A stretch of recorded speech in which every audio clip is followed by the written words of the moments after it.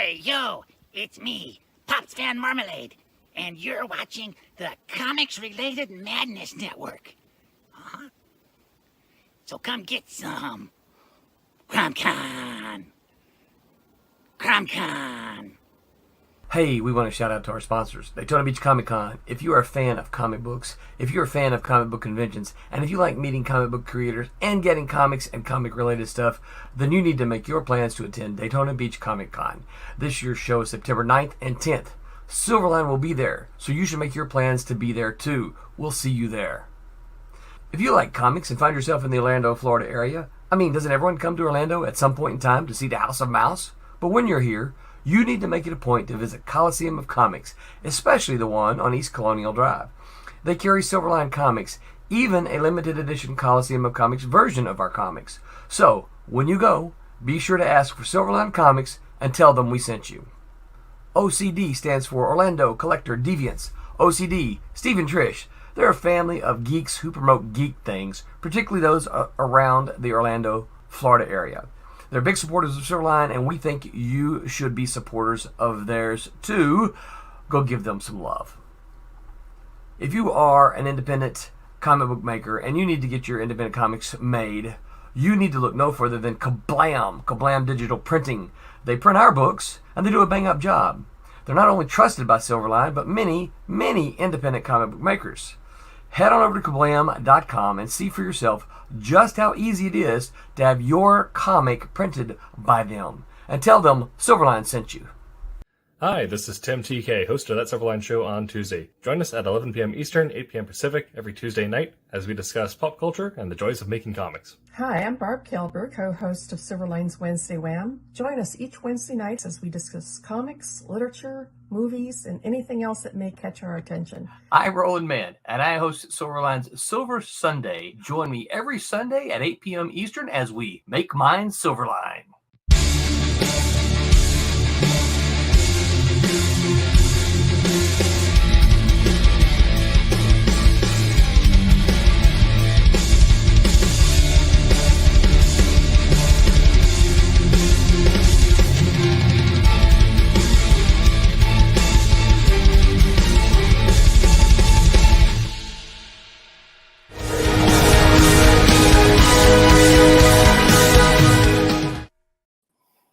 Hello, Internet. Welcome to That Silverline Show on Tuesday. I'm your host, Tim TK, and I'm joined, as always, by Jose Fuentes.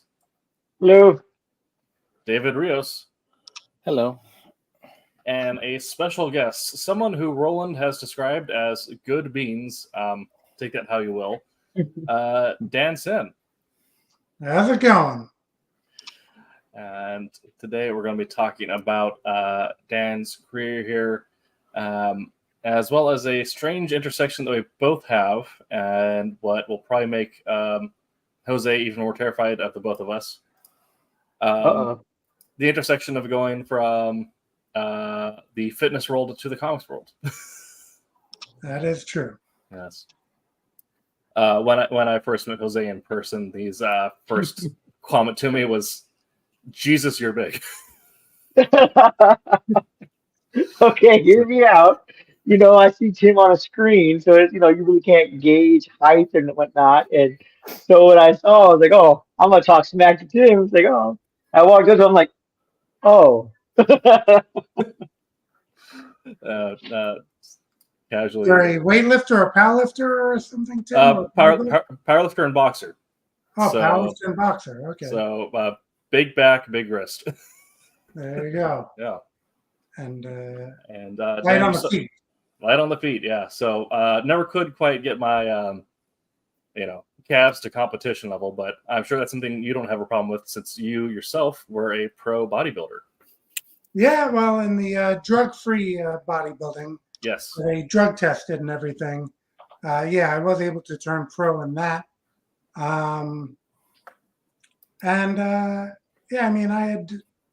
had done a little actually boxing way back, because one of the referees for the Ali fights, he had a boxing program in my neighborhood, and I went to that, and did like amateur wrestling in high school. Did martial arts in college, but ended up in the drug-free bodybuilding, being my thing that I settled into. And actually, before I was writing comics, I was writing for some of the bodybuilding and fitness publications. Okay. Oh, cool. Yeah. Can you, where might people have read you in any of those if they're in those spaces? Mainly Muscle Training Illustrated, Okay. which was Dan Laurie's magazine. Dan Laurie was like I guess he started out with the Weeders, Joe Weeder and all them, and kind of branched out, running his own contest. And so he put out Muscle Training Illustrated. I was in New York at the time, actually on Long Island. I didn't even know Dan Laurie by the time I was writing it for that magazine because he had sold the magazine, but he was actually in Long Island as well. So the person he sold the magazine to was in Long Island, Steve Raimondi, and then I started writing for him. Very cool. Okay. Well, we'll get back to fitness here in a second. Once I finish up your introduction, I think we'll kind of move chronologically here because I also have some theories on my own about the benefits coming from the fitness world or fitness mindset and going into creating comics, especially with comics' propensity for being muscle bound and kinetic. But you also just recently finished a couple Kickstarters in April, I believe. Yeah, we did finish kind of back to back because I don't do another Kickstarter until I'm fulfilling the one before it. So I was able to, most of the time I'll have the books completed because I just don't want to leave people hanging once they, pledge. Absolutely. Yeah. Right. So the books are pretty much done. I tell people we're not going to ask you to invest in the comic if we're not willing to invest. So we're putting in the money for, the art, the colors, the letters, whatever is needed to be done. And that way, again, the book is done. Then we can ask you, we just need, well, we're going to try to recoup, what we can of that, but also printing and shipping costs. And that's where the Kickstarters come in. Yeah, we do much the same model at Silverline. We kind of, our pitch is that it's not you're not funding a pipe dream, you're pre-ordering a comic essentially. It's already done. Yeah.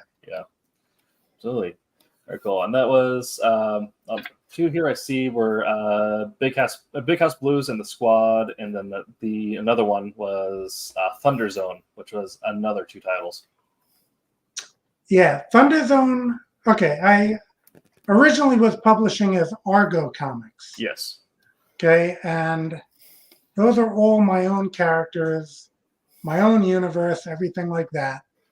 And then at some point, I wanted to do some projects that were outside of that universe.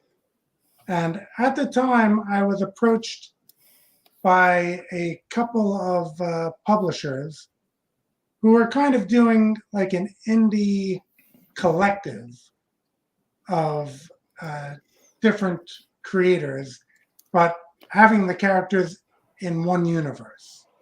Kind of like early Image comics did, where, there was Wildstorm, there was Extreme, but they existed on the same Earth and they, cross over whenever they wanted.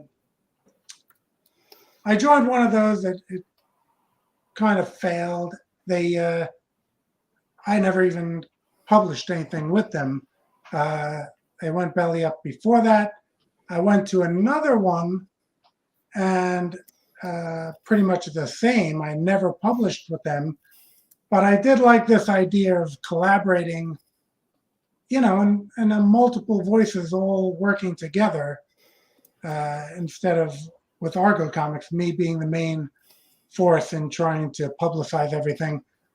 So I started an imprint, Thunderzone, which is the Kickstarters you were just talking about, whereas I'll have other people's books, and I have some of my own, So it's like that early Image where we all have our own books, but we're able to share elements within those books and have those characters meet again as we see fit. Okay. So between creating your own comics, creating crossovers, and now handling two companies, have you reached a point where you think you're busy enough, or do you think you're going to be adding on more titles to yourself in the next couple of years? I am too busy, beyond busy. I'm definitely, overworked, but in a good way because it's comics. And who doesn't love comics, right? So, I mean, actually with Argo Comics, Argo 5 #1, I had drawn. Okay, so I wrote it, drew it, inked. I had it colored by someone else. I lettered. And I knew that if I was going to publish with any regularity, that big bulky job of doing the art was the one that would have to go. Mm-hmm. So that went, and but you're talking about being busy, writer. I have a letterer now, but sometimes I do some lettering. Editor, publisher, marketing. I mean, there's more than enough hats to wear. And Thunderzone actually has Thunderzone Studios, which I'm acting as co-writer and editor for other people who want to make a book who don't know how. So that becomes like we had a pro wrestler from Singapore, okay, going by the name of Meta. We made his book, Chronicles of the Metaverse, and we had another creator with a Dragon Manx. That was his book. Again, he had it like in paragraph form, so I was translating it into like, page 1, panel 1, panel 2, panel 3, doing all that. Made that book for him, and then we ran that as a Kickstarter with, back issues of the other Thunderzone books. We ran Dragon Manx and Chronicles of Metaversal. We did that as another as a Kickstarter. So yeah, this was the long answer to are you busy enough? Absolutely. No, that's good. We like long answers. It chews up time. But hopefully tonight we can make your marketing a little more fun than it normally is and make it a little more engaging for you rather than just sending out social media posts to the void. Sure. Yeah. Speaking of marketing, if you are listening to this podcast on any podcast service around the world after the fact and you want to join into the conversation live, head on over to YouTube or Twitch/Silverline Comics and join in the conversation. Or go to silverlinecomics.com and buy yourself some merch. You can also look up Dan Sehn. His SEO is fantastic. Just type in him by name and you will find his results. Or you can look up Argo Comics and the show's sponsor, Indie Planet. So Argo Comics, Indie Planet, and then you'll see the complete catalog over there. Absolutely. And this is like, if you are a fan of a lot of classic cape-looking characters, there is a plethora to go through. So we'll get into kind of the backstory of yourself here, Dan. Going back in time, what for you came first as not necessarily in a creator or an involvement standpoint, but as a fan standpoint or something that you might be interested to get in? Comics or fitness? Were you, more so watching sports at an early age or reading comics, combination of the two? Yeah, comics came first before I could even remember, before I was able to read. So reruns of the George Reeves Superman and Adam West Batman shows were on. And I guess my parents were buying me comics. I recall it was like sometimes it would be a thing that if I was quiet through mass in the church, we would get a comic after that. So, it goes, people will say, oh, okay, when did you start? And I'll be like, 3, 4. You know, it's like it's. Absolutely, yeah. I can't remember the first comic. What was your first comic? I don't know. But yeah, I mean, yeah, started out with the comics.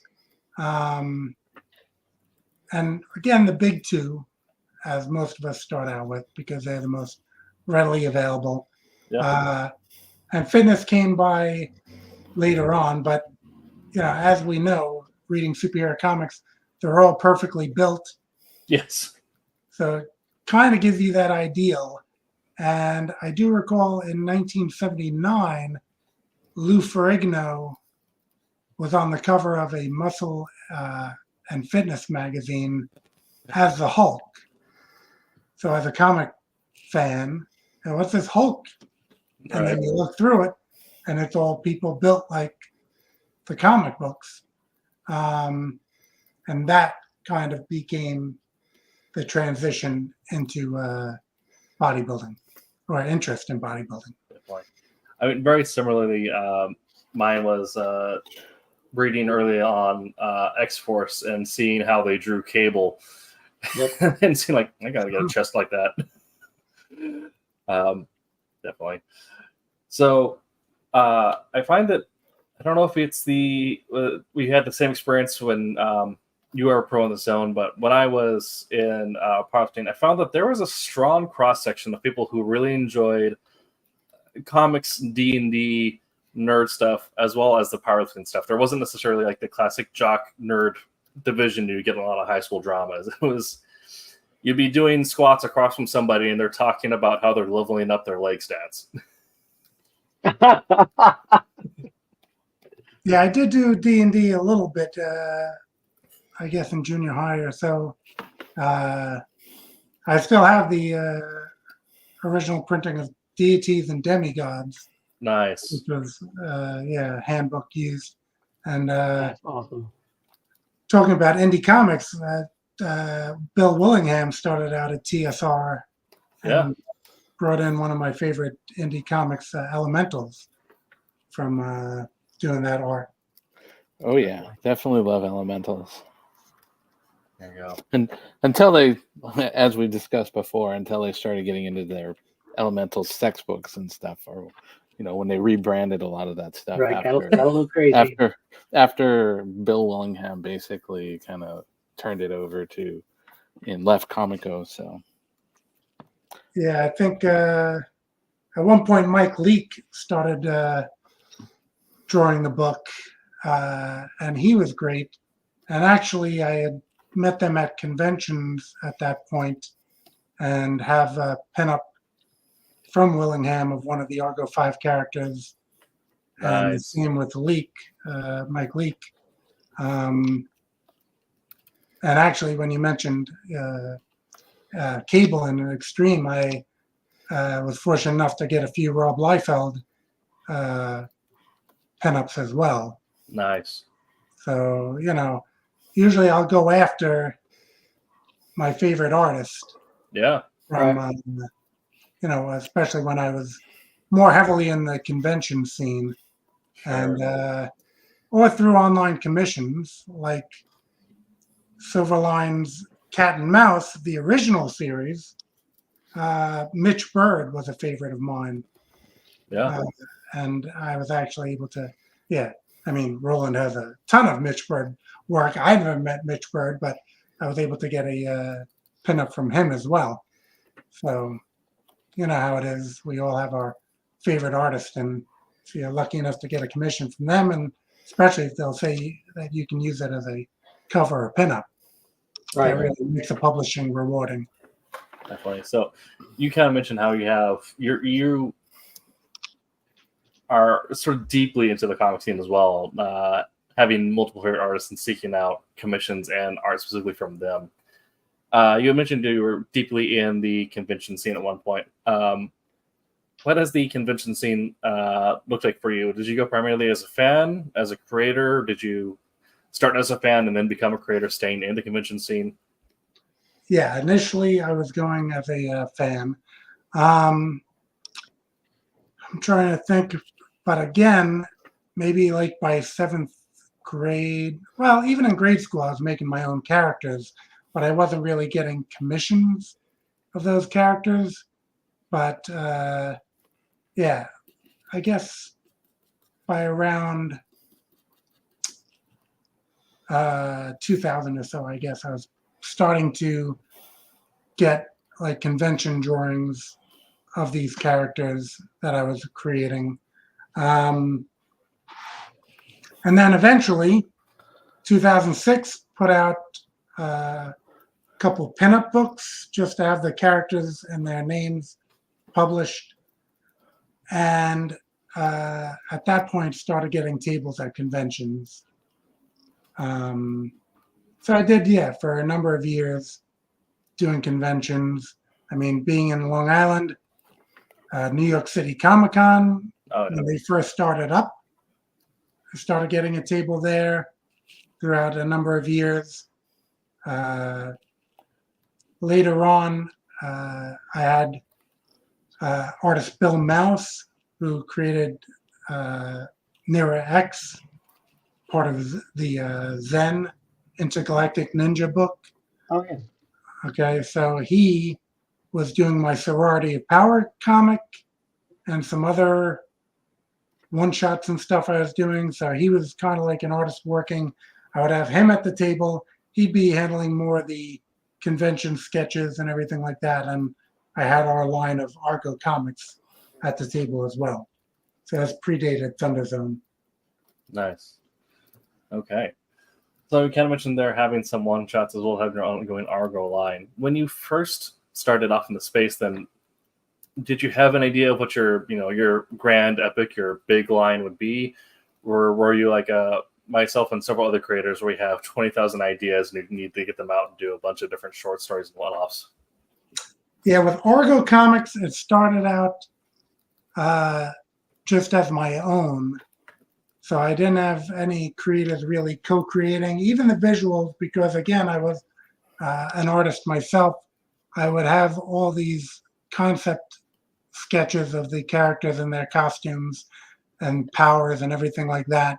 So when I would go to the conventions, I would have just printouts of these character designs, and I would explain the character to the artist, get a commission, and those again would become the pinups that would fill that 2006 pinup book. Nice. But yeah, this is the trade I have for Argo 5. So this collects issues 0 and then issues 1 through 5. So these were, again, the main characters that I was publishing. And you said, did I have a grand, epic in mind and anything like that? Really not. So I haven't had like a long ongoing storyline, but I did just send issue 45 to the printer. Nice. So, whether or not, and there's callbacks to previous issues. So it's not like it was planned to be a grand epic, but is what it, I guess, hopefully turned out to be. I mean, that is kind of the dream, I guess, is to make something you're passionate about and accidentally stumble into longevity with it. Right. Yeah. Yeah, definitely. I mean, 45 issues is, I think unusual in the comics that don't have a mainstream distribution. Yeah. Like I didn't go to Diamond with it or anything like that. And this predated Kickstarter, so print on demand, it's a long road. Yeah. And Right. You're a sponsor here, Kablam. That's about how long I've been with them. Since 2007, 2008. So that's all the issues of Argo 5 are, like I said, up over there on Indie Planet, their publishing arm. Yeah, absolutely. And if you are watching live or listening to us after the fact, head on over to Indie Planet. Again, look up Argo Comics, Argo 5. Get yourself a collection today. So taking a step back then to some theories that I've had a stronger history in boxing, or more recent at least. But I found being a creator, going from a fitness space to a comic space, you already kind of mentioned how you have the comic book to fitness pipeline of seeing, the Hulk, Superman, all these characters that have 12-pack abs and be like, maybe we should go to the gym. But I find that once you've, done that, if you go backwards, being able to understand the kinetics of how your body actually works and moves, particularly with combat sports, having that boxing background, allows me to add a lot of energy to fight scenes in books. Because I understand, how you're going to move, how you're going to counter, things like that. As a creator who also has a fitness background, do you have similar thoughts on that? And understanding body mechanics, how that applies to the characters you create? Well, I do think as far as, like I said, I had that boxing myself. It was Arthur McCanty. He was the referee to, I know Ali Frazier, at least one of those fights, and a bunch of the Muhammad Ali fights. So he had that boxing program going into wrestling and then going into Kenpo karate. I think what helps, and probably for yourself as well, is that you might have someone whose script is just like so-and-so punches so-and-so, so-and-so punches so-and-so. Maybe, you got a martial arts hero, so-and-so kicks so-and-so.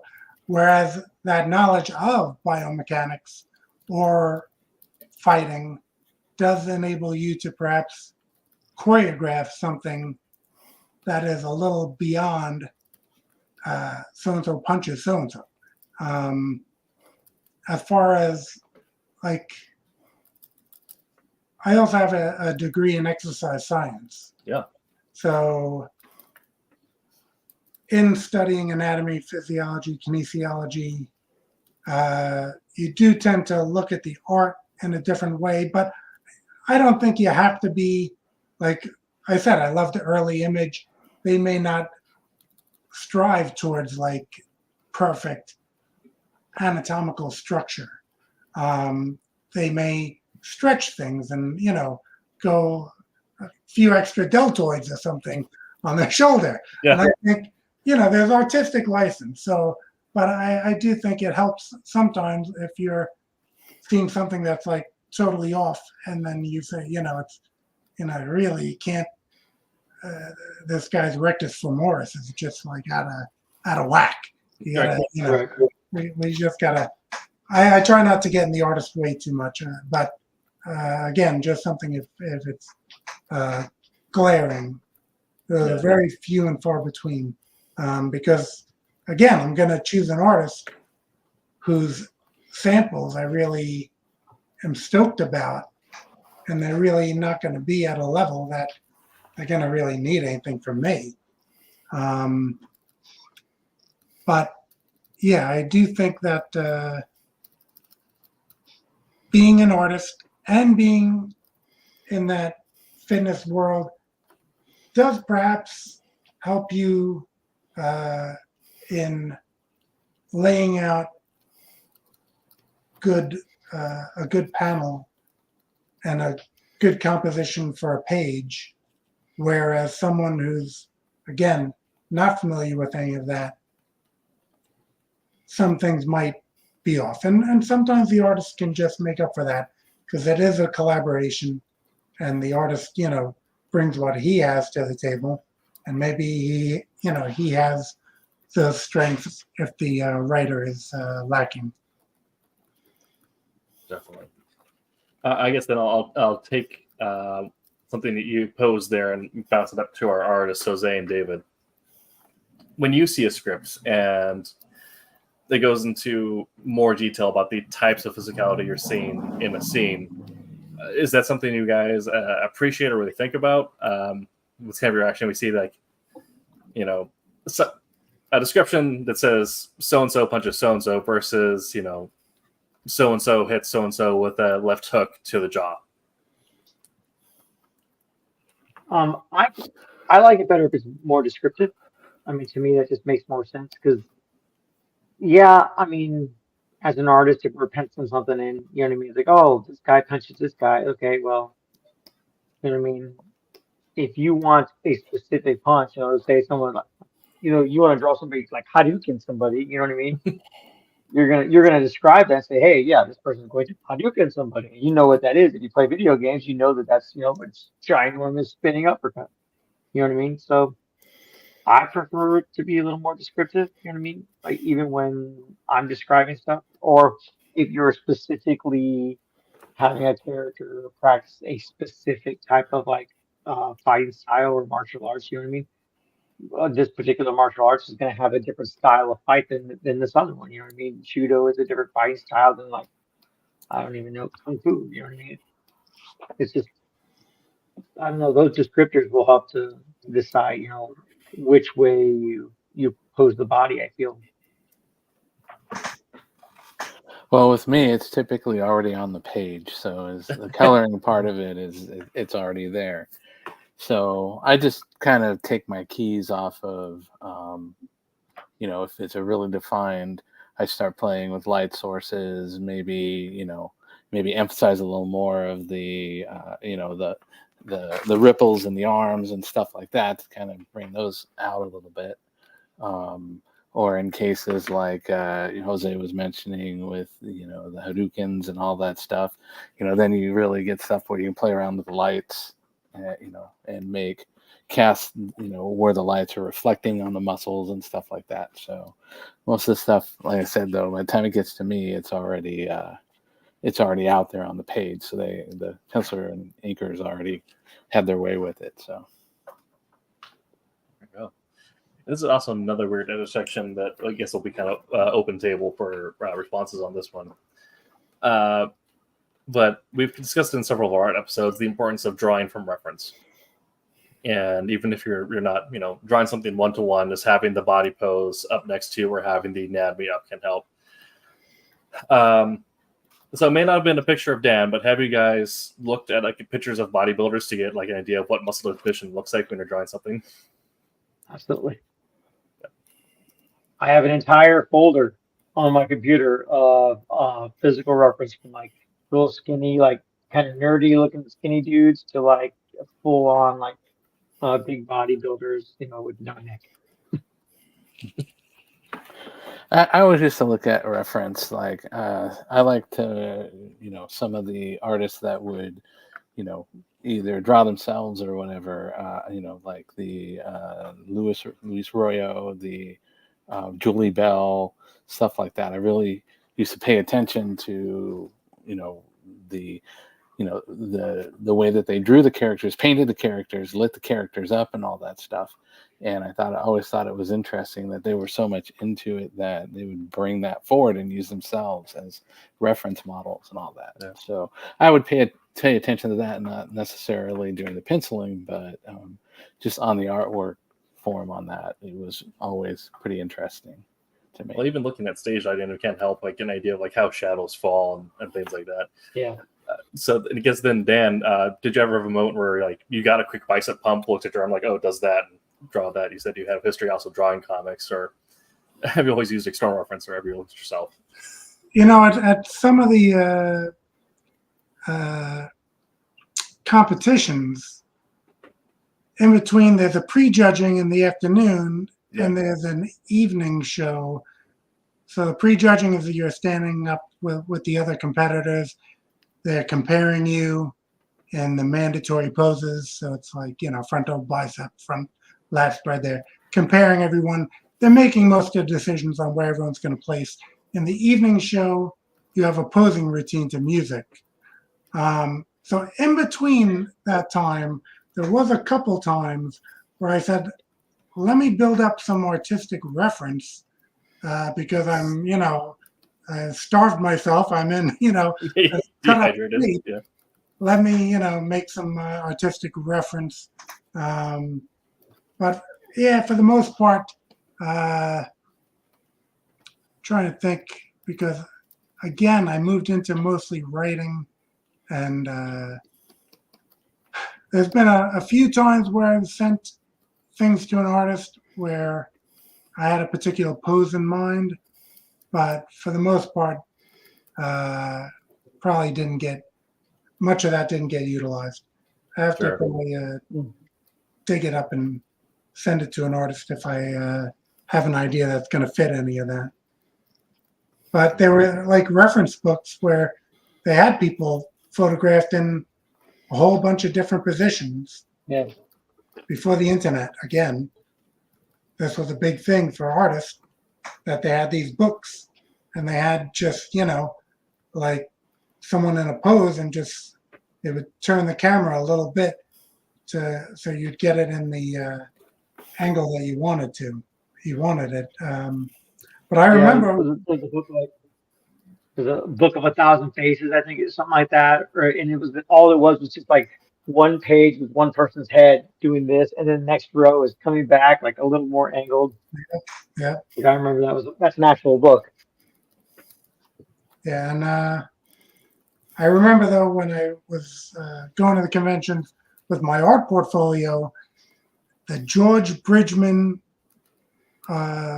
life drawing. That was what every comic artist seemed to be referring you to.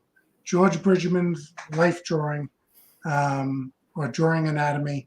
And, people, again, they were big, even if they were cheating the anatomy, they point people towards that to, because I guess back in the day, the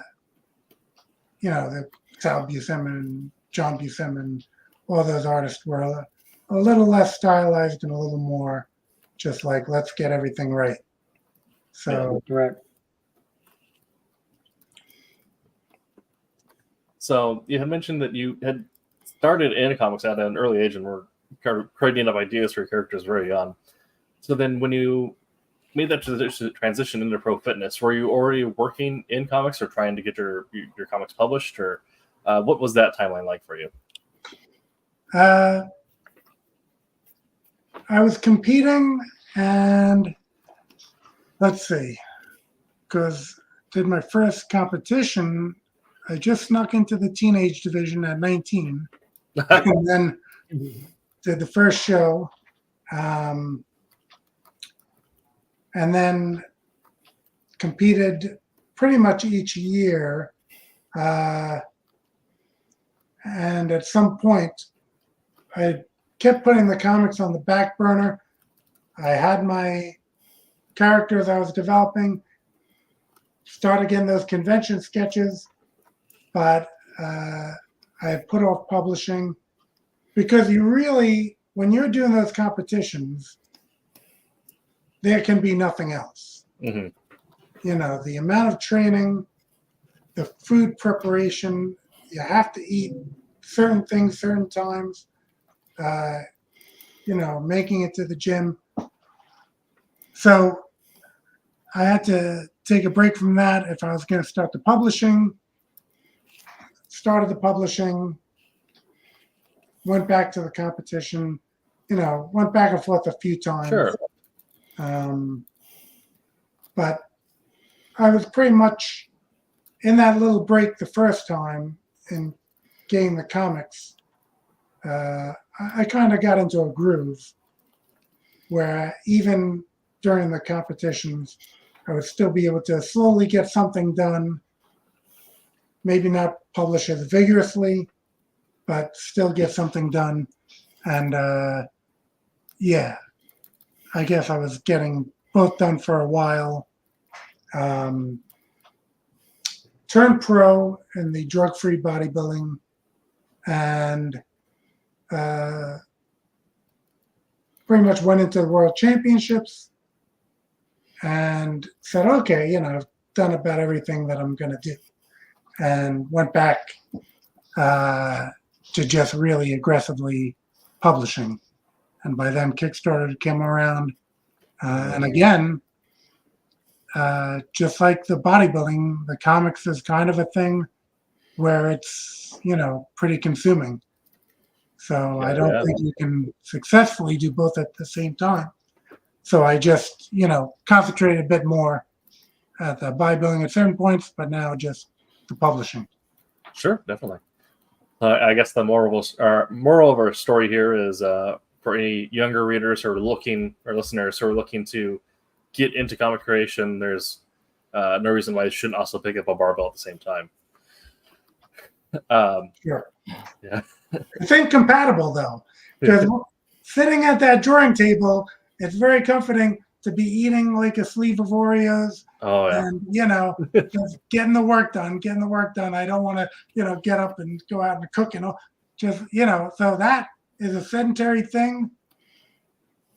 And working out is a whole different thing. But to keep your health up and to be able to do this long term, you will be better off and get more productivity done if you do get some type of exercise in. Yeah. Well, I mean, yeah, the benefits to It's energy real levels. easy. Yeah. But I mean, if you do It's enjoy a really good sleeve of easy. Oreos, so yeah, if you do enjoy a good sleeve of Oreos, you can also just join me on the powerlifting side. Like Dirty Bulk is the name of the game. There you go. There you go. Bench, squat, and deadlift. Yeah. The part of the Coach Thailander's kind of fit, kind of fat crew. So now that we kind of learned more about your history, how you got into fitness, how you got into comics, all of that, we're gonna transition at this point to kind of allow you to pitch more on the comics you currently have out, what you have coming down the pipeline, why people should be reading you. However, before we do that, I have to ask, because I feel like it is a tradition in these kind of conversations. Did you make it out of your career without any chronic injuries? How's your back health? Yeah, no. Knock on wood, which is desk is made of wood that I'm knocking on right now. Yeah, everything is going okay. I had leg day today. Did the squats, did the deadlifts. I used to deadlift on back day, but now I'm doing it for hamstrings. So, Sure. I could feel the shoulder. That was more from a high school wrestling injury. Yeah. So that I have to work around sometimes. Back is actually, it used to bother me sometimes, but when I started deadlifting regularly, I think it strengthened all the muscles around. Having that tension on your spinatus actually, that keep everything in line and make sure that everything is attached and firing as it should. Yeah. So I mean, I still haven't really gotten a good sumo deadlift, but I'll do a regular deadlift every leg workout pretty much. Sure. Yeah, hit the hamstrings. And I'll tell you, with the bodybuilding, and again, a drug-free guy, so there's not going to be any like crazy numbers. But I had a 20-year stretch of doing my last set of squats 315 for 20. Yeah. Okay, and even today, and most of them 315 for 15, and I say, that seems to like do a lot. Whereas I'll leg press if I have anything left over. You know what I mean? I'll do the leg press, but I'm just saying I can squeeze out whatever I can on the leg press, rather than just having to do those extra 5 on the squat and possibly passing out or something. I don't want to alarm anyone at the gym. So we do have we have a question in chat actually from Roland Mann, not to cut you off. But kind of what we're talking about here about finding a healthy balance. Yes, are there any suggestions on how comic creators can be more physically active and healthy? Not necessarily bodybuilding, but just more being motivated to be more healthy. I think fitness has to be habitual. Okay, so you just have to have a schedule. Okay, and again, when you're bodybuilding, it's going to be like chest and tries on this day, shoulders and calves on that day, quads and hams on this day. But even without that, if you're going to do treadmill, I wouldn't leave it to when I have the time. I would just say scheduling that, having a particular time of day or however many times per week, having a schedule is really what's going to help you out, because exercise is unpleasant. It's not really something that anyone, some people say they get the high, the endorphins or whatever. Yeah. But I mean, That's mostly smelling salts. Yeah. I mean, however many years for me, I'm still feeling like there's a lot of work. But just knowing that you have to do it that day, that's what helps out. Because if you don't have it scheduled, you're going to be like, I'm running low on toothpaste. I better get to the supermarket and get it, because that's not painful. So why not do that instead of working out? So that's why I'm saying, if you just have it scheduled, you won't come up with something else like, oh, I got to clear room on my DVR. I'm not going to be able to tape Monday Night Raw tonight. If you have it scheduled, Monday, Wednesday, Friday, I hop on the bike at home, or I go to the gym, do the treadmill, whatever you're going to do. As long as you have it scheduled, that's the only way that it's going to get done. Yeah, I kind of similar to points we've made in previous episodes about how you protect your creative time. Is you have to protect that time, set up an hour or 90 minutes, whatever that is. That is your time. You tell people you're unavailable because that's what you have to do. And if you can get a buddy to help keep you accountable, having a buddy with a similar drive at the gym can help a lot.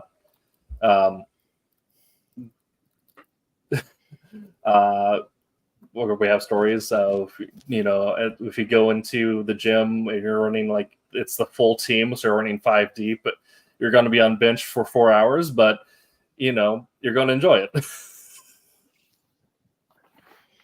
Yeah, no, that's especially for powerlifting. That's what you do, right? You concentrate on that bench, that deadlift, that squat.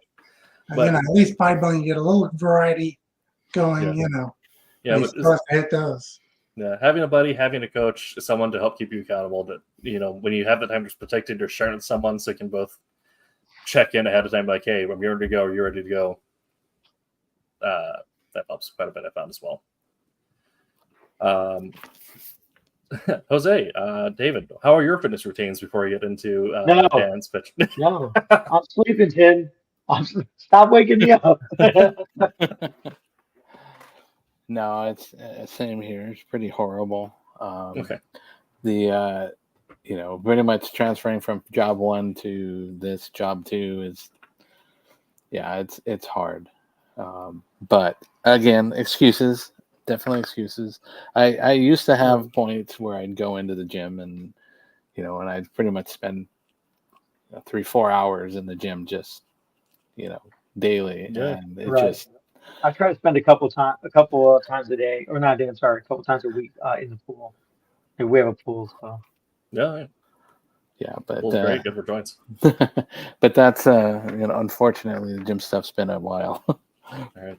Well, hopefully this episode can serve to help motivate the members of the cast as well as listeners at home. Well, that was kind of a big thing with me. It's like I was very interested on it too, because Dan, you're doing so much on the weightlifting and building side, and then you go into a field that's primarily mostly sitting in a chair.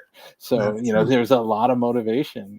I have to give you props for doing that, to get yourself out of that chair and doing the stuff. It really takes a lot of discipline. So no, I appreciate you saying it's just that it's a balancing act, I guess. Yeah, because one helps the other. Mm-hmm. Definitely. Yeah. And so do you find that like on those maybe not right after, but those days close to training, or like later in the day after training or the day after training, you find that you're more energized and ready to be more creative? You find your brain's a little more active and firing?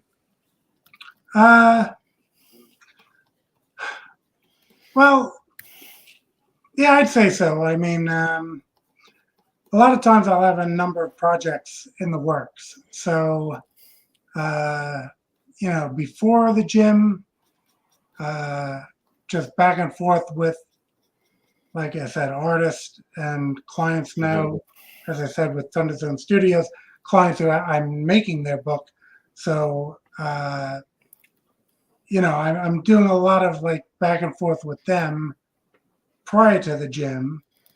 And on the days where there's not as many people contacting me for that, I can be building a Kickstarter or, getting some of the other books prepared or writing scripts of my own. And then usually working out, having dinner, come back, and usually there's some messages that have accumulated since then. So in that way,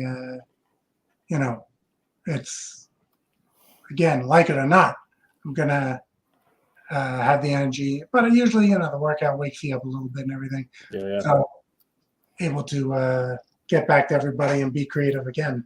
But, Definitely. I mean, this May is doing it. Just like Roland, I'm sure, is just like you love the process of making comics. Yeah. Because we're certainly not doing it for the big bucks and the millions that are coming our way. Wait, we're not? Yeah, you'd be. Actually, Stan Lee had said, you want to know how you make $1 million in comics?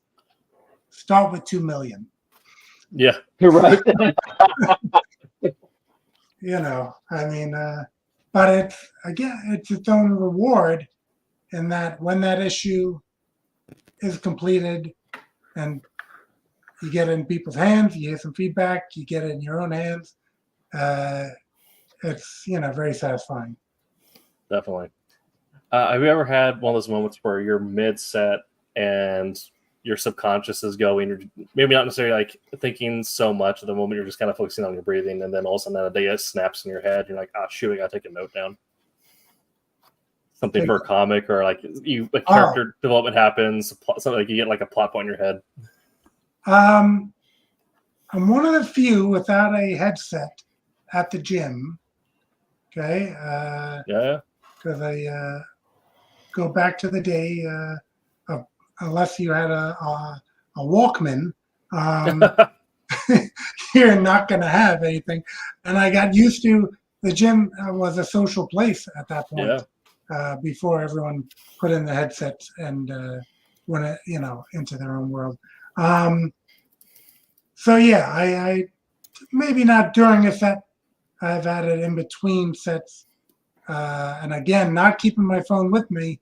I'd have to go back to the locker and get the phone, put it in the notes, and then get back to what I'm doing. But usually that kind of switches off a little bit. Okay. It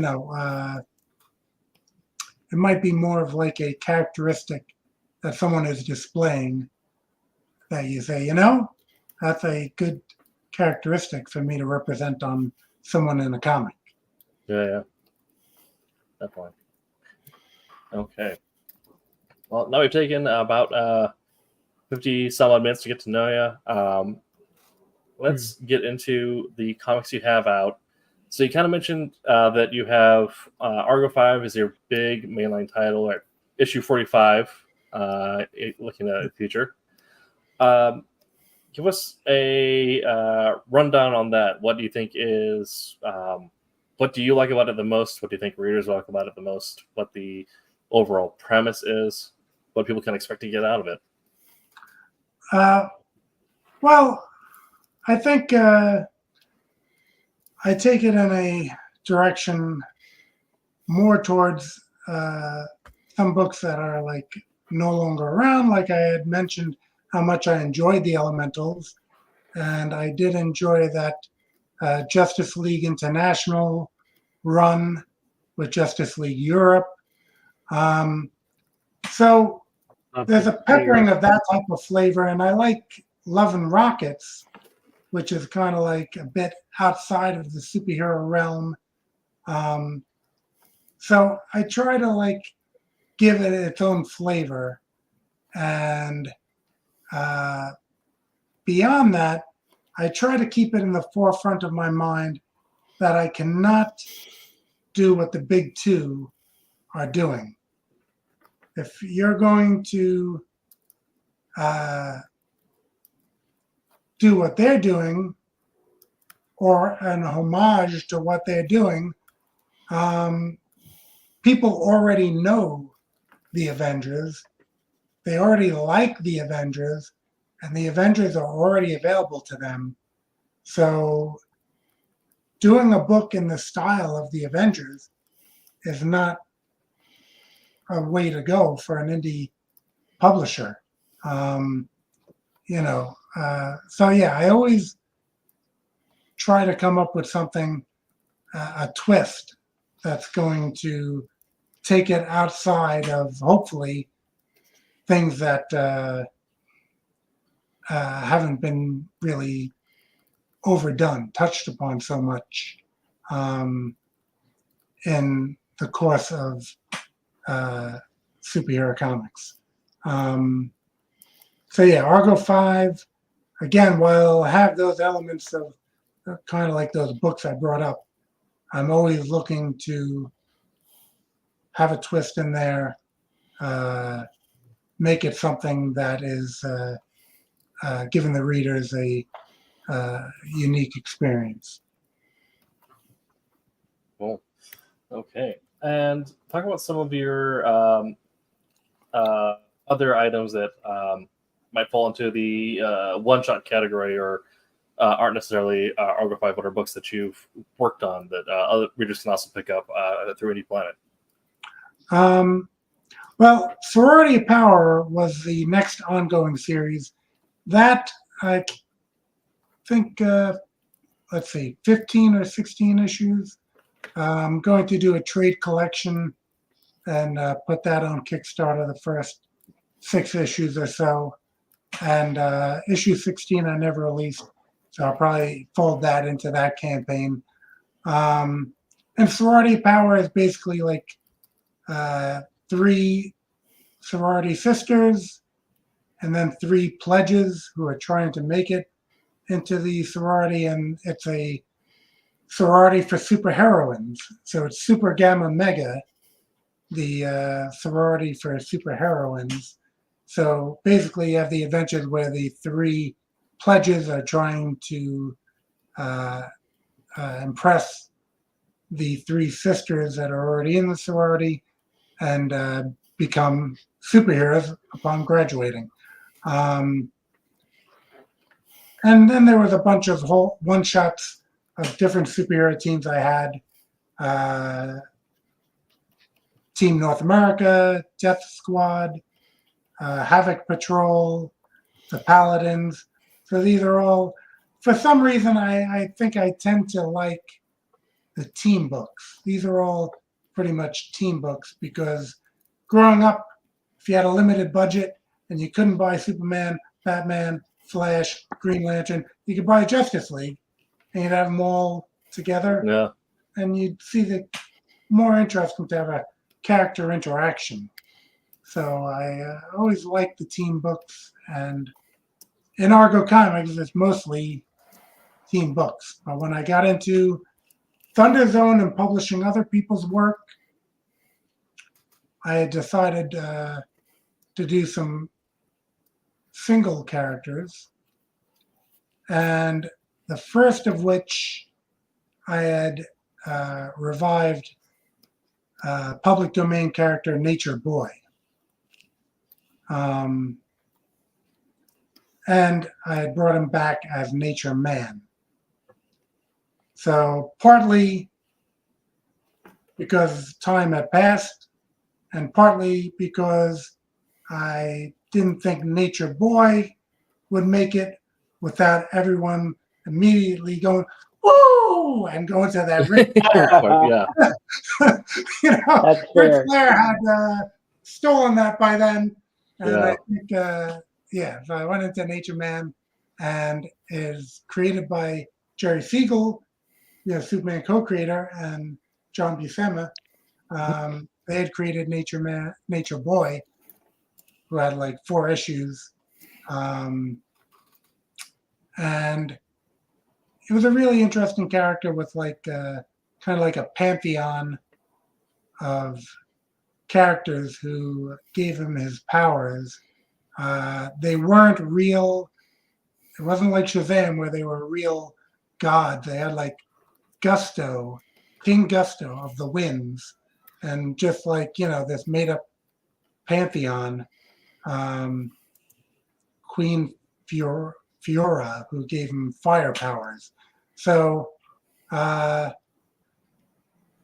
made it so that those adventures did occur, and he is brought back into modern times. Again, being in suspended animation, kind of, so he's not quite old as he would be for a hero from the 1940s, but he has aged considerably, gray hair and everything, into Nature Man. And I bring in some other public domain characters into that as well. I have Big House Blues as part of Thunderzone, where it's pretty much a jail for supervillains. Okay, it's a mega prison for supervillains with superheroes as the corrections officers. So Nice. yeah, again, it's a twist I hadn't really seen, so I wanted to try that. Of course, Savage Dragon was a cop, and I had a background in law enforcement myself, but in doing so, I had a lot of run-ins with the corrections officers, and I was able to get a lot of information and research for that particular book. And then I have other upcoming books that I've created, but again, Thunderzone is a collaboration, so I have a number of books from other creators. And actually, again, we have a separate page for that on Indie Planet.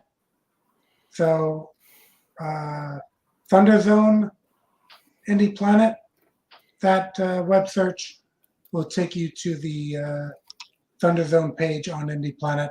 We just have the first few issues. We're pretty much doing everything exclusively on Kickstarter now, but there's a sampling there for people to kind of discover what the books are about. Very cool. So you say you're doing stuff exclusively on Kickstarter now. What does that mean for you going forward? Are you doing mostly just Kickstarters and then you're still looking at a place to put them afterwards, or is it unless you pre-order? What does that mean, and what does that look like? Well, Argo 5 is still going through Indie Planet because again, after 44 issues, I don't feel like jumping into Kickstarter for number 45. Sure. Yeah, I mean, the trades have been exclusively on Kickstarter, but I'm not doing, I've been doing more Thunderzone Kickstarters, and I do get inquiries about the trades, so I might do a general release for that. Okay. But I will then go into, like I said, the Thunderzone titles being on Kickstarter. Some of the, like Nature Man, Big House Blues, this book I'm doing, Sumo Boy, some of these were serialized in, you guys know Antarctic Press? Mm-hmm. Yeah. Yep. So they had Exciting Comics, which serialized some of Nature Man, some of Big House Blues. Another book I had, Weirdo. Another book I have, Sumo Boy. Those haven't been released yet through Thunderzone. Originally, I had made those as full issues. They were chopped up a bit and put into Exciting Comics, which was great. I mean, they had covers, national exposure, everything like that. But artistically, I have them set up as full issues. Yeah. So releasing those now through Thunderzone gives me the satisfaction people being able to read those as they were originally intended, with the cliffhanger being after 22 pages or so, rather than an unnatural cliffhanger after page 8 or something. Okay. How did that process with NR Comics come about? Did you approach them? Did they approach you? How was on the show, whenever we get a chance to talk about kind of the business of comics, we try to open that up a little bit because not a lot of people go into the comics understand the business side of things. So whenever we get a chance, we want to kind of help crack the code for them. So how did that deal with NR come about, and what did negotiations look like? How did that deal look like for you? And is it ongoing? Did you cancel it? And how did you feel after kind of wrapping up that relationship? Well, I guess throughout the years, when you talk about favorite artists and stuff like that, I really had enjoyed Ben Dunn's work. So in my forming of Argo Comics and chasing down favorite artists, I've had a number of convention, well, through the mail, commissions done by Ben. But I guess just when he started up with the Exciting Comics and he kind of put out a submissions directions for submissions, by then I had again a couple books that I was going to go into these comic collectives that didn't quite pan out. So I had completed issues and just pretty much submitted to him, and he accepted them. And again, it was fulfilling in the fact that I guess I had been buying Ninja High School for many, many years. Gold Digger since it began. That got up to issue 300. But yeah, 89, I bought the first issue of Ninja High School that wasn't the beginning of that, was the first one I had gotten. So again, it was a publisher that I had a long standing admiration for. And then I was in the process of moving from New York to Florida. So I kept submitting, and in the fact that Exciting Comics rotates different features in, we haven't ended anything with them. But, like I said, he's going to probably be just putting out the conclusions of those stories. I'm getting now a head start on the stuff that was already printed, and the fact that I wanted to be a team player there and not really print the stuff I was printing through them. Sure. And have some company loyalty to the point where I wasn't going to kickstart it and then have them publish it, for my own greed of, getting the first dollars. Because if you're going to work for a publisher, you got to kind of, be in for them. You can't just, what can you do for me? Right. In the world of indie publishing, you got to be a team player. And I find that even it's a good practice for artists. Because if you're going to just, throw up some art you're doing for a publisher and not be Art for Silverline with the link to their Indie Planet store, they're paying you. I know it just seems like yeah, me and Roland were just rich and, you know, have this money all stored in our yacht. So, you know, we're going to just keep throwing the dollars. You kind of have to help them help you. So by promoting them a little bit, they can get some sales coming in and be able to continue to buy art. Otherwise, there's that long list of publishers who, you know, it just wasn't happening and they had to pack it up. How many even indie creators with that one issue? And they saw that the money didn't roll in. You didn't build it and they would come. You know, I mean, it's rough out there. So all I'm saying is, you know, it's good for the artist, colorist to be, you know, at least mentioning the publisher when you're posting this rather than just having it as like an online portfolio to gain commissions and everything. And that's what I did for Anodic Press. I'm trying to push them because, you know, that the raising waters lifts all boats type of thing. Yeah. It's kind of we've mentioned this before several times. Every guest also brings it up is, and you brought up earlier. You don't get into comics to make money. You get into comics because you like comics.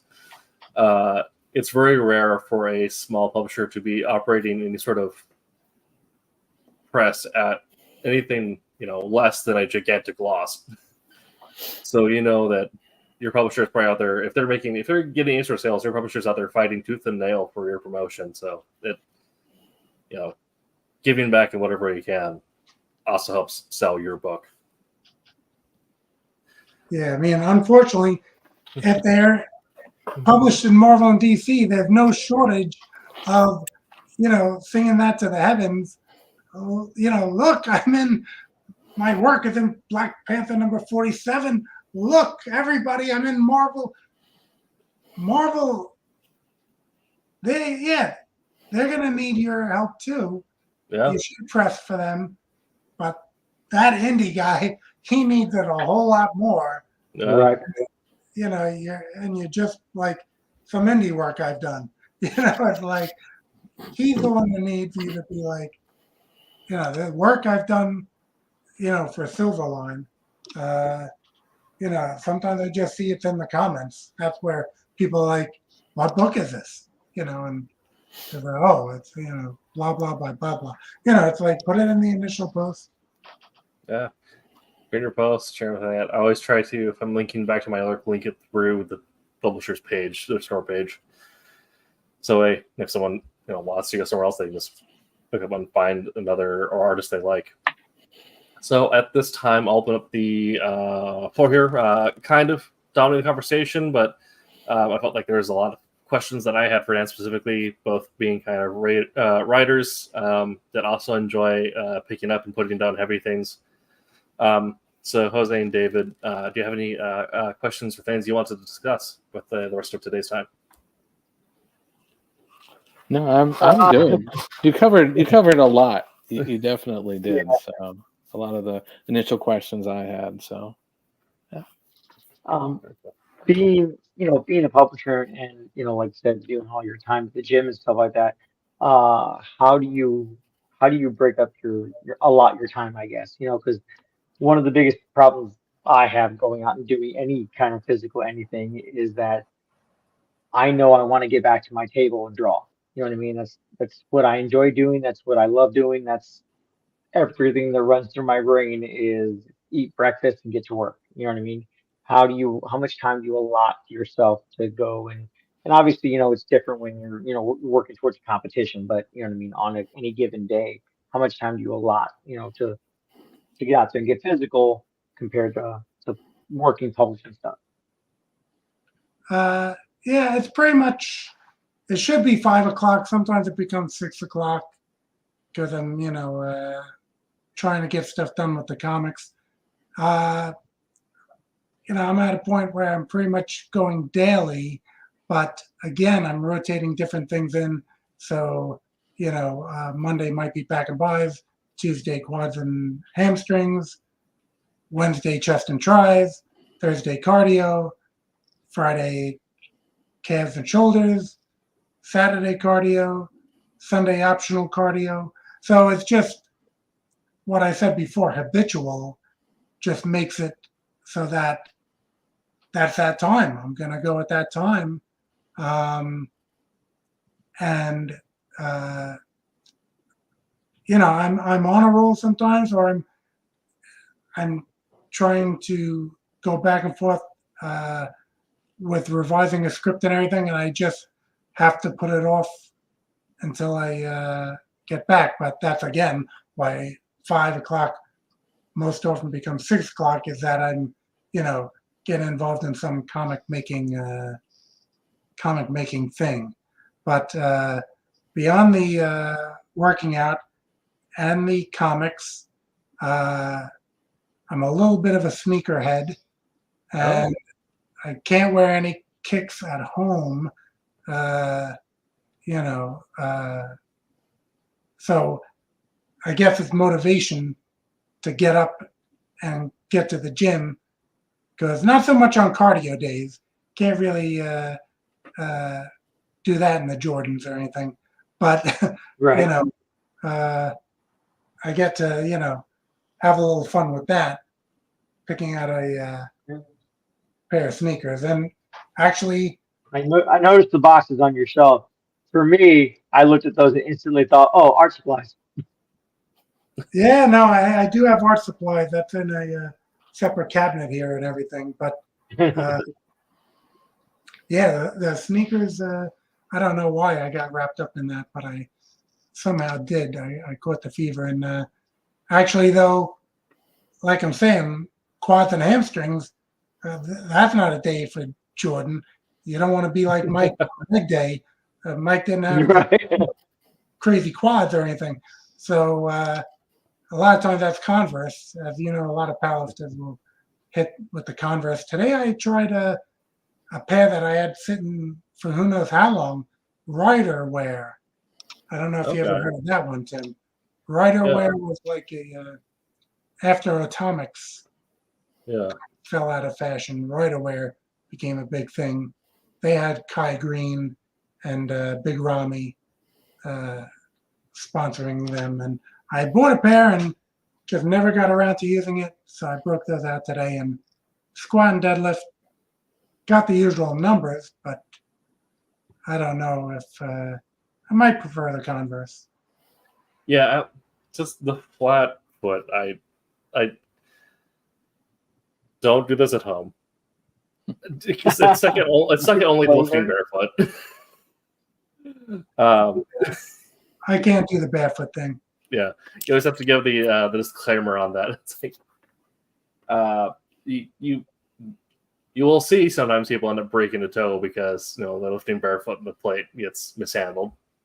But yeah, the controlled environment with several spotters, but don't do it at home. But yeah, just having that flat foot pressure on the board for deads especially. But and I do have like sleeves I wear on the shins when I do the deadlifts, because I'm not trying to have those deadlift scars. Right. Where you have this long scar from the bar, deadlifting, pulling up from the ground. I've seen a lot of guys in my old gym have these long scars on their shins. Mm-hmm. I was like, I'll buy a pair of, it takes a little time, get the shoes off, put the shin guards on. And... Yeah. So what I'm hearing is I need to tell people that the scars on my shins and whatnot are from deadlifting, right? They're not. They're all from skateboarding. But... I feel like skateboarding is just as impressive, right? They have a whole skateboarding division, Nike. Nike SB. Right. Blazers are big, I think. Yeah. So you don't just collect sneaks, it sounds like. You also collect kind of skate shoes as well as lifting shoes. Is that right? You have kind of a wide variety of what you're collecting in terms of sneakers? Yeah, I mean, chest and tries and back and buys, you can pretty much wear anything. That's where the maybe Jordans or Yeezys or whatever, Adidas. But then leg day you gotta have a flat foot, like you said. So Converse, calves. I even have to put on a pair of wrestling shoes. Yeah. You just want that mobility, and there's no support. So I do calves and shoulders on one day, and I bring a change of sneakers. I get out of the wrestling shoes and onto a pair of whatever. The shoulders, it doesn't really matter. And then cardio, I have running shoes. I don't really run, but I'll use those for walking on the treadmill. A lot of times I'll do step mill, which, then it doesn't really matter what you wear. Yeah. So how often are you investing in your sneaker collection? Do you buy once a year, or are you like a once a quarter kind of guy? What's your how often are you looking at StockX or like the other collection sites and picking up something? It's probably, unfortunately, at least monthly. Okay. If not multiple times in a month. Sure. So it's out of control. The long boxes have taken over for quite some time because I don't read digital comics. I read physical comics. Yeah. So the long boxes are just like completely out of control. And now the sneaker boxes have, made their claim. Yeah. A good amount of area. It's. I try to.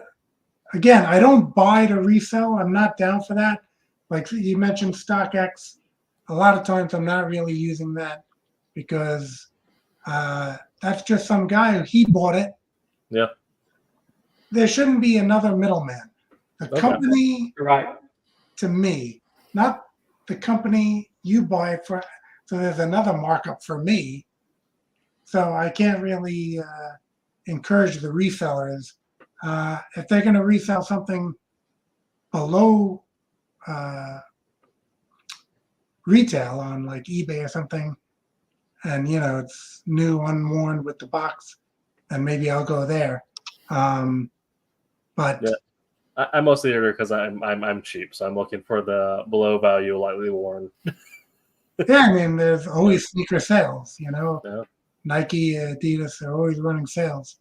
So I'm not like a hype beast that I have to have the craziest shoe that no one can get. I just wear what I like, if it's widely available or not. I mean, the sneakers app, every week they have new sneakers coming out. And, at this point, I'm going to really have to like that shoe to get it. Right. Because at this point, I can't, rotate in through what I have on sneakers. There you go. So kind of what piecing together is that you seem like a respectful, kind of put together, humble guy, but in the gym you're doing the quiet mog. You're doing 315 for volume, wearing designer sneakers. Yeah, no, like I said, that's going to be in Converse. Yeah. Converse, one designer about Converse. Yeah. There's Chuck Taylor's. You're not winning any fair deals with that. But I'm benching. I might be, wearing some, nice Jordan 1s or whatever, and just hoping that no one walks by too close. Right. Because things can go awry in the gym where sneakers get stepped on. But I mean, the Muscle magazines is the only collectible that has stopped now because they stopped publishing them. Yeah. So whatever bins of magazines I have, that is at least static. Mm-hmm. They keep making comics and they keep making sneakers. So, and here in Florida now, there's no basements in my area. Nope. Yeah, back in Long Island, had the basement, had an attic. This I have, somewhat unfinished attic that you really can't use for a lot of storage, people are, space is tighter. So that's why, Very again, true. I don't resell sneakers, but I will put on some pairs that I'm not using Yeah. up on eBay just to like make space. Sure. I'm sure they also make great conversation pieces. Sure, there's Yeah. some sneakerheads, Yeah. There are these videos all about comics. You see all these videos. I have a sneaker channel. I don't put anything on there, but those videos get more hits than my videos about comics. Yeah. Wow. Yeah. Those fans are just more rabid. And I'm talking indie comics. So I'm not, there's enough videos out there telling you what's going on with the big companies. So I'm hitting indie Yeah. comics. So that's, I'm not too interested in monetizing, so I'm not worried about that. But indie comic channel versus sneaker channel, I don't do anything with, gets more views. Yeah. That sounds about right. What do you do? Yeah. Very cool. Okay. Well, we are wrapping up on time here. So, Dan, where can people follow you? What do they have to look forward? What do they have to look forward to coming from you down the pipeline here? You can follow me on social medias, X, formerly known as Twitter, Instagram, Facebook. All those have Argo Comics. My name on the screen there, Dan Sehn. I'm on Facebook. I have that account as well. And like I said, Indie Planet, searching Indie Planet Argo Comics or Indie Planet Thunderzone will get you books from either of those. And what I have on the pipeline is, when I said Thunderzone is a shared universe, we have a book, Thunder Guard. That's the next Kickstarter that we're going to be running, where we have characters from 7 different creators as a team. And that book is completed, so people won't be gambling. They'll be able to back that. And I'm going to have a tier where people can get their character into Thunder Guard #2. That's So, cool. yeah, again, I have a pretty solid track record, so people can, pledge to that type of thing, knowing that that book will come out, and you can get your character published, kind of like secure a copyright in that respect. And it's a different writing challenge to have other people's characters in the book, but you'll see in Thunderzone, or rather Thunder Guard #1, that's just what occurred, and I think it turned out well. Very cool. Okay, well, this has been That Silverline Show on Tuesday. If you are listening to us after the fact on any podcast service around the world and want to join the conversation live like others have today, head on over to youtube.com or twitch.com/SilverlineComics and give us a subscribe or follow. You'll be notified when we go live, and you can join us for the conversation. Or you can ask us questions that we'll get to at the end of the show usually. Head over to silverlinecomics.com and buy yourself some merch. And, of course, check out Dan Sehn on all of his social medias. Look up Argo Comics, look up Thunderzone. Get yourself some dope comics today. All right. Well, thank you for joining us, Dan. Normally, when we end the show, we'll run a brief outro, and we'll get pushed back to something like a green room, or if you want to join us for kind of our cool down after the show, where we just kind of hang out for a little bit, you're welcome to. If you have to get going, that's understandable. But before we end it, we have to ask you, can we get you to say, "Make mine Silverline"? Ever since, again, the original Cat and Mouse and Silver Storm, all these books way back, I've been making mine Silverline a lot longer than many have. So yes, Silverline, and I really appreciate you guys having me on. Awesome. It's been great talking Yeah, to thank you. you for coming. We'll be back in the cool down room in a second. All right. And we'll catch all of you all next week, same time, same channel. Make sure to check out Wednesday Wham and Silver Sunday, 8 p.m. Eastern on those respective days. Hey, I'm G-Rod. Make mine Silverline. You heard me.